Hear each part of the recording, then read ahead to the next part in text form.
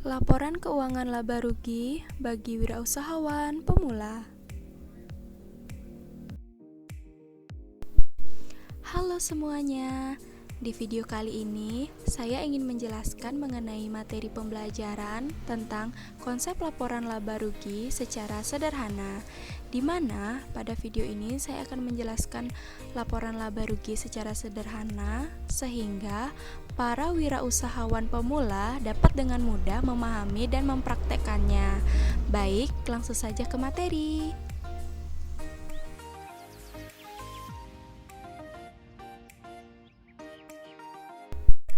Nah, sebelum kita mempelajari laporan laba rugi, kita akan mempelajari terlebih dahulu mengenai pengertian laporan keuangan.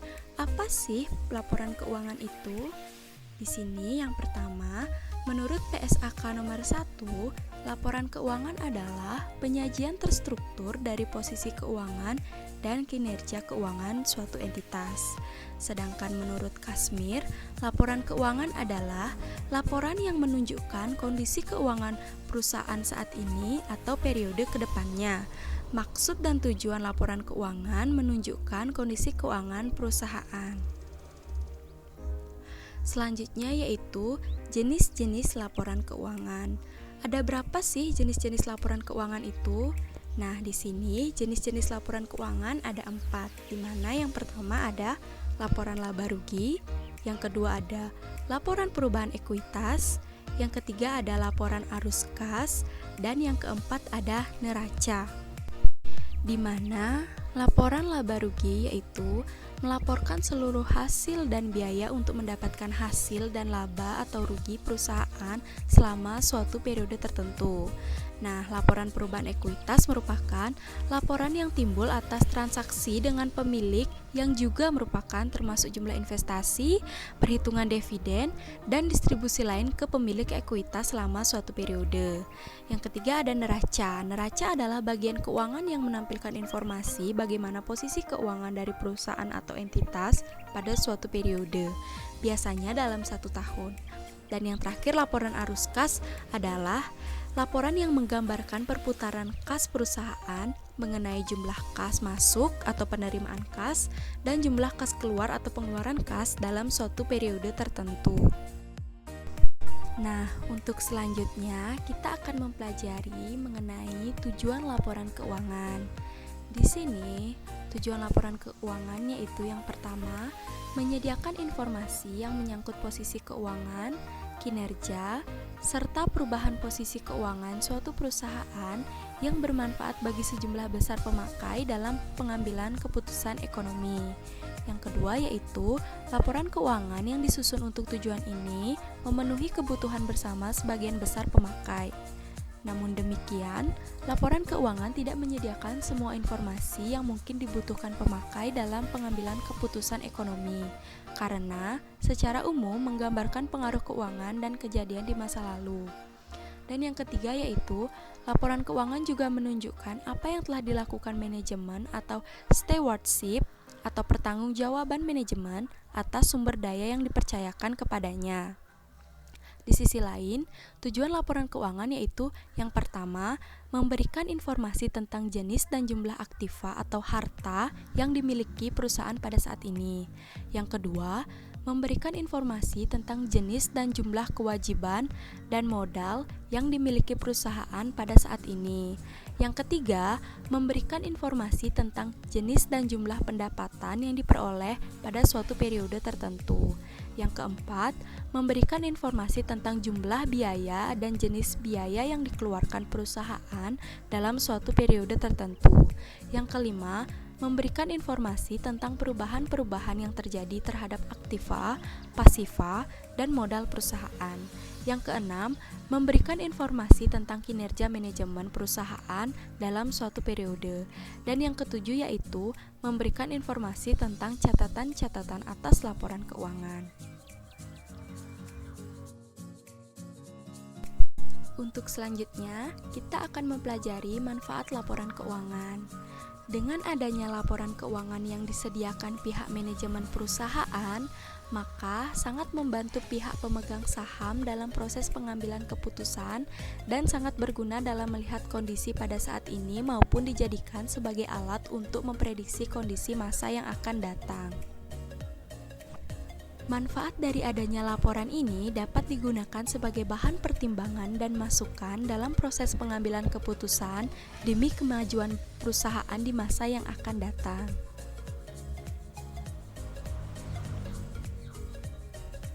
Nah, untuk selanjutnya, kita akan mempelajari unsur-unsur laporan keuangan. Apa saja sih unsur-unsur laporan keuangan itu? Nah, yang pertama ada neraca, yang kedua ada laporan laba rugi, yang ketiga ada laporan perubahan modal, yang keempat ada laporan arus kas, dan yang kelima ada catatan atas laporan keuangan. Dari beberapa unsur-unsur laporan keuangan di atas, saya akan membahas satu unsur, yaitu laporan laba rugi. Mengapa? Karena saat ini banyak sekali wirausahawan baru yang sedang memulai bisnisnya, mulai dari bisnis di bidang makanan, minuman, pakaian, dan lain sebagainya. Tentunya, dalam menjalani bisnis, wirausahawan harus bisa menyiapkan segala sesuatunya dengan baik. Contohnya yaitu membuat laporan keuangan ketika usaha sudah berjalan. Nah, salah satu unsur laporan keuangan yaitu laporan laba rugi, di mana wirausahawan akan membuat laporan mengenai usahanya yang sudah berjalan, apakah mengalami kerugian atau mendapatkan laba setelah menjalankan bisnisnya.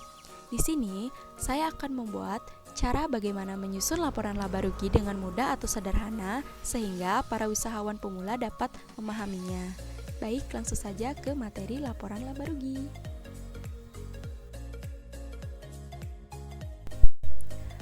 Laporan laba rugi.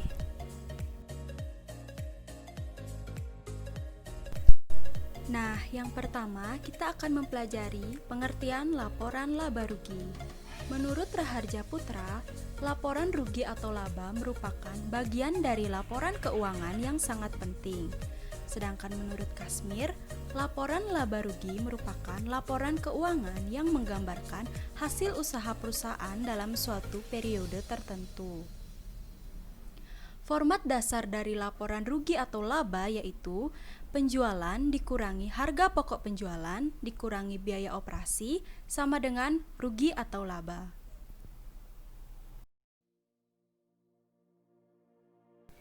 Nah, selanjutnya yaitu komponen laporan laba rugi. Unsur laporan tersebut yaitu pendapatan atau revenue, biaya atau expense, dan laba atau income. Di mana pendapatan adalah aliran masuk atau peningkatan yang lain atas sumber daya ekonomi dari sebuah entitas atau pelunasan atas kewajiban selama periode yang berasal dari penyerahan atau produksi barang, jasa, atau aktivitas yang lain yang merupakan kegiatan utama suatu entitas. Kemudian, biaya atau expense adalah arus keluar atau penggunaan lain dari harta atau terjadinya kewajiban selama satu periode dari penyerahan atau produksi barang, penyerahan jasa, atau kegiatan lain yang merupakan operasi utama suatu entitas bisnis. Dan yang terakhir, laba atau income yaitu laba dan keuntungan mengacu pada jumlah yang berasal dari revenue atau operating revenue dikurang kos barang yang terjual, biaya-biaya yang lain, dan kerugian. Laba bersih atau net income adalah kelebihan atau defisit pendapatan atas biaya dari suatu periode akuntansi tertentu. Dan laba komprehensif atau comprehensive income adalah perubahan dalam ekuitas atau net asset dikurangi dengan entitas selama periode transaksi dan kejadian atau keadaan yang bukan berasal dari sumber pemilik. Laporan ini akan tetap dibutuhkan sebagai laporan keuangan utama yang sangat penting dalam memprediksi aliran kas di masa yang akan datang, serta untuk menilai kinerja manajemen.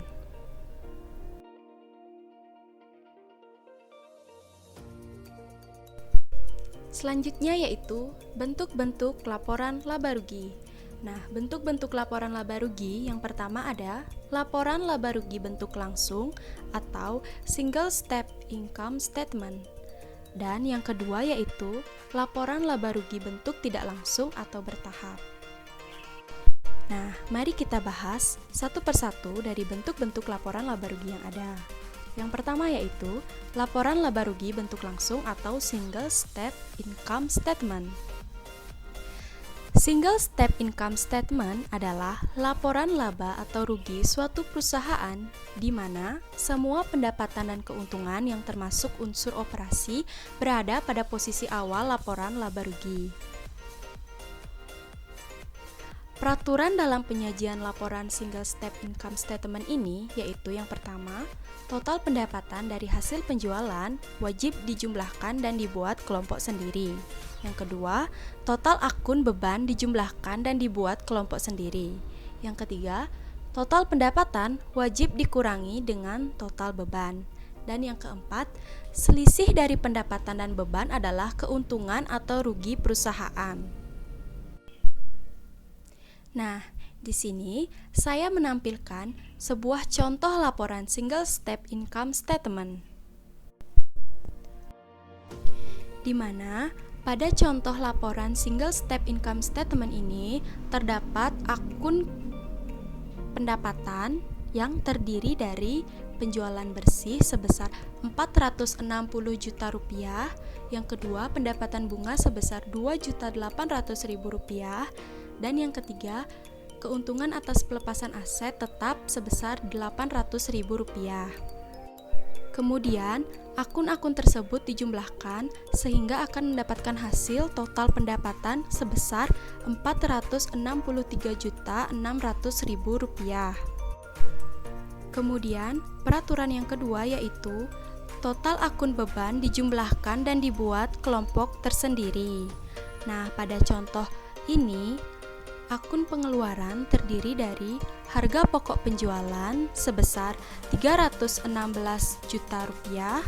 Yang kedua, biaya beban operasional sebesar 114 juta rupiah. Yang ketiga, beban bunga sebesar 1.700.000 rupiah. Dan yang keempat ada kerugian akibat kerusakan sebesar 300.000 rupiah. Nah, kemudian akun tersebut dijumlahkan sehingga akan mendapatkan hasil total pengeluaran sebesar 432 juta rupiah.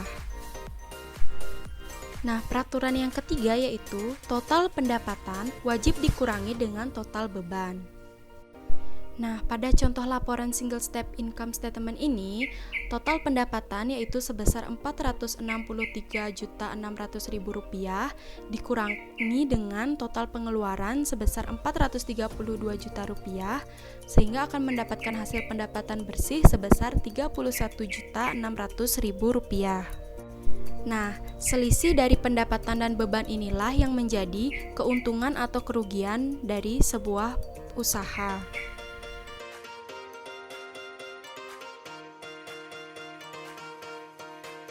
Nah, untuk selanjutnya yaitu bentuk laporan laba rugi yang kedua ada laporan laba rugi bentuk tidak langsung atau bertahap. Laporan laba rugi bentuk tidak langsung atau multiple step income statement adalah bentuk laporan laba atau rugi suatu perusahaan di mana di dalamnya terdapat beberapa langkah dalam menentukan keuntungan bersih perusahaan. Adapun peraturan dalam penyajian laporan multiple step income statement ini yaitu yang pertama, pada akun pendapatan harus dibedakan antara pendapatan bisnis dan pendapatan di luar bisnis. Yang kedua, pada akun beban harus dibedakan antara beban bisnis dan beban di luar bisnis. Yang ketiga ada akun pendapatan dan beban bisnis berada pada bagian awal laporan, sedangkan pendapatan dan beban di luar usaha berada pada bagian selanjutnya. Dan yang keempat yaitu inti dari laporan multiple step income statement ini adalah pengelompokan akun beban dan pendapatan secara terpisah. Laporan multiple step income statement ini memisahkan transaksi operasi dan transaksi non-operasi. Setelah itu, terdapat perbandingan biaya dan beban terhadap pendapatan yang terkait. Nah, pada video ini saya akan menampilkan contoh laporan laba rugi bentuk tidak langsung atau multiple step income statement.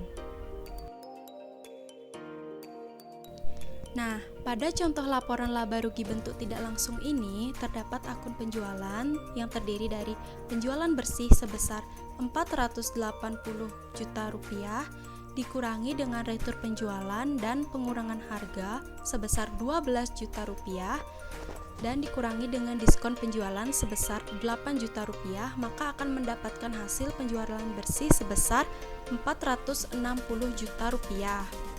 Kemudian ada harga pokok penjualan sebesar 316 juta rupiah. Penjualan bersih dikurangi dengan harga pokok penjualan, maka akan mendapatkan laba kotor sebesar 144 juta rupiah. Untuk selanjutnya yaitu akun beban operasional yang terdiri dari yang pertama, beban upah dan gaji sebesar 64 juta rupiah. Yang kedua ada beban utilitas sebesar 17 juta rupiah. Yang ketiga ada beban iklan sebesar 18 juta rupiah. Yang keempat ada beban depresiasi sebesar 6 juta rupiah. Yang kelima ada beban asuransi sebesar 3 juta rupiah. Dan yang keenam ada pengiriman keluar atau freight out sebesar 6 juta rupiah. Nah, selanjutnya akun-akun tersebut dijumlahkan sehingga akan mendapatkan total biaya operasional sebesar 114 juta rupiah. Selanjutnya ada pendapatan dari kegiatan operasional sebesar 30 juta rupiah hasil dari pengurangan laba kotor dikurangi dengan total biaya operasional 144 juta dikurangi dengan 114 juta, maka akan mendapatkan hasil 30 juta. Untuk selanjutnya yaitu terdapat akun pendapatan dan keuntungan lainnya yang terdiri dari yang pertama, pendapatan bunga sebesar Rp2.800.000. Yang kedua ada keuntungan atas pelepasan aset tetap sebesar Rp800.000. Kemudian akun tersebut dijumlahkan sehingga akan mendapatkan total pendapatan dan keuntungan lainnya sebesar Rp3.600.000. Nah, untuk akun selanjutnya yaitu terdapat pengeluaran dan kerugian lainnya, di mana terdiri dari yang pertama ada beban bunga sebesar Rp1.700.000 dan yang kedua ada kerugian karena kerusakan sebesar Rp300.000. Kemudian akun tersebut dijumlahkan sehingga mendapatkan hasil total pengeluaran dan kerugian lainnya sebesar Rp2 juta. Dan yang terakhir yaitu akun pendapatan bersih sebesar Rp31.600.000. Nah, pendapatan bersih ini didapatkan dari penjumlahan pendapatan dari kegiatan operasional sebesar Rp30 juta ditambah dengan total pendapatan dan keuntungan lainnya sebesar Rp3.600.000 sehingga akan mendapatkan hasil sebesar Rp33.600.000. Kemudian Rp33.600.000 ini dikurangi dengan total pengeluaran dan kerugian lainnya sebesar Rp2 juta sehingga akan mendapatkan hasil sebesar Rp31.600.000. Nah, hasil tersebut merupakan pendapatan bersih. Terima kasih sudah menonton video ini. Semoga apa yang saya sampaikan bisa bermanfaat untuk kita semua. Saya mohon maaf jika ada kesalahan dalam penyampaian materi. See you next video.